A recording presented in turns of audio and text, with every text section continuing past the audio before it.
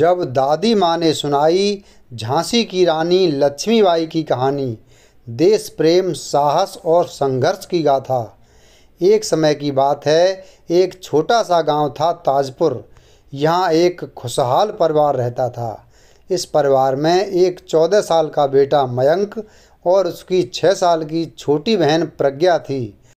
उनके पिता एक ईमानदार और मेहनती आदमी थे और उनकी माँ रिंकी एक गृहिणी थीं। लेकिन परिवार में जो सबसे खास था वह थी उनकी दादी माँ। दादी माँ बहुत सरल और नरम स्वभाव की थीं। रोजाना रात के समय मयंक और प्रज्ञा दादी माँ के इर्द गिर्द बैठ जाते थे। उनकी एक आदत थी कि सोने से पहले दादी माँ से रोज़ एक कहानी सुनकर सोते थे। प्रज्ञा ने कहा, दादी माँ, आज हमें कोई अलग तरह की कहानी सुना दो। बिटिया, कौन सी कहानी सुनोगे बताओ, ऐसा दादी ने पूछा। मयंक ने भी कहा, हाँ दादी माँ, आज एक बिल्कुल नई कहानी सुना दो जो हमने पहले कभी ना सुनी हो। दादी ने बोला, अच्छा, आज मेरे बच्चे बड़े उत्सुक हैं नई कहानी सुनने के लिए।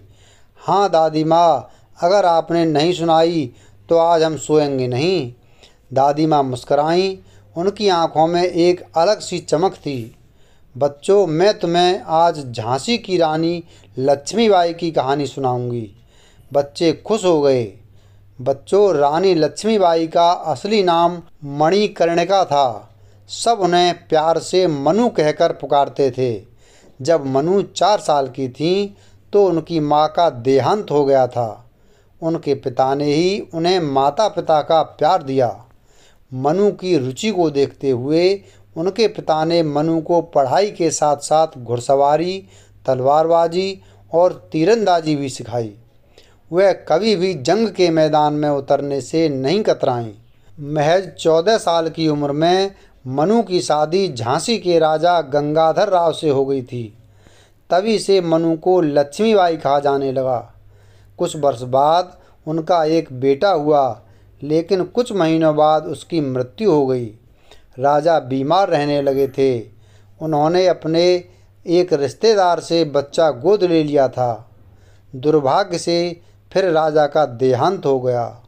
उस वक्त भारत पर अंग्रेज़ों की हुकूमत थी।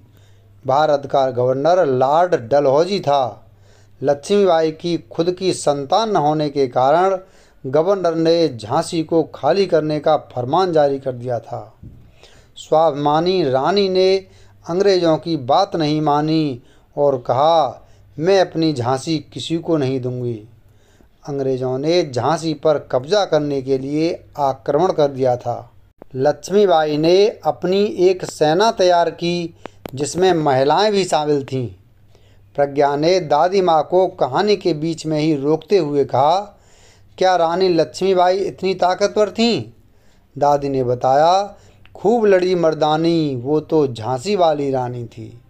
हाँ बेटा, अपने बेटे को पीठ पर बांधकर वो एक वीर मर्द योद्धा की तरह घुड़सवार हो मैदान में पहुंच गई।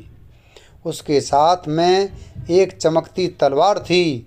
एक अंग्रेजी दूत रानी के पास आया और चेतावनी देने लगा, लक्ष्मीबाई, अभी भी वक्त है, झांसी हमें दे दो।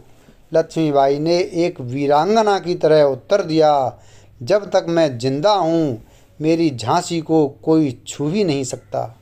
मैं झांसी नहीं दूंगी। इतना कहकर घमासान युद्ध शुरू हो गया। रानी की तलवार रुकने का नाम ही नहीं ले रही थी। रानी को अंग्रेज़ों ने घेर लिया, लेकिन रानी ने हिम्मत नहीं हारी और घोड़े पर सवार हो दोनों हाथों से तलवार चलाने लगी। रानी घायल हो गई थी, लेकिन रानी की तलवार नहीं रुकी। अचानक से एक अंग्रेज सैनिक ने रानी पर पीछे से तलवार से वार कर दिया और रानी घोड़े से नीचे गिर गईं। झांसी की रानी लक्ष्मीबाई वीर गति को प्राप्त हो गईं। रानी के पार्थिव शरीर के पास खड़े होकर सभी अंग्रेज़ों ने रानी की वीरता को सैल्यूट किया। कहानी सुनाते सुनाते दादी की आंखें नम हो गईं। तभी प्रज्ञा ने पूछा, दादी माँ, क्या रानी लक्ष्मीबाई के पास कोई मैजिकल तलवार थी? दादी माँ उसकी मासूमियत पर हंस पड़ी और जवाब दिया, बिटिया, उनके पास कोई मैजिकल तलवार नहीं थी, लेकिन उनकी बहादुरी ही उनका सबसे बड़ा शस्त्र था। तो दादी माँ, उन्होंने अकेले अंग्रेज़ों से टक्कर कैसे ली? मयंक ने पूछा। दादी ने बताया कि उसके भीतर एक शेरनी जैसा दिल था।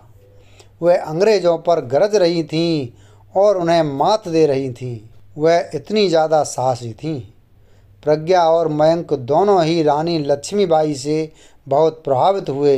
उन्होंने सीखा कि वे भी छोटी आयु में बहादुर और साहसी हो सकते हैं, जैसे कि दादी माँ की कहानी में झांसी की रानी थी। इस कहानी से न केवल उनका मनोरंजन हुआ, बल्कि उन्होंने देश प्रेम, साहस और संघर्ष के बारे में मूल्यवान शिक्षा ली। वीडियो अगर पसंद आया हो तो वीडियो को लाइक करें, चैनल को सब्सक्राइब करें और बेल आइकन प्रेस करें। धन्यवाद।